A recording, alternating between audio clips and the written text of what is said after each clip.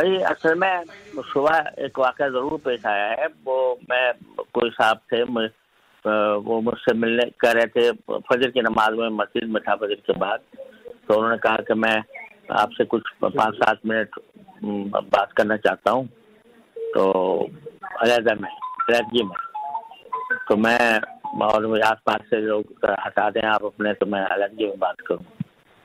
अभी मैंने हटाए भी नहीं थे पूरी तरह लोग, और मैं खड़ा हुआ बात इस ख्याल से कि मैं रास्ते में बात कर लूँगा जाते हुए। तो इतने में लोगों ने मुझे बताया कि उन्होंने चाकू निकाल लिया, और फिर चाकू निकाला तो वो जेब से निकाला उन्होंने चाकू। तो फिर पास बराबर के जो लोग थे, जो मेरे साथी थे, उन्होंने उनको पकड़ लिया, वो चाकू भी पकड़ लिया।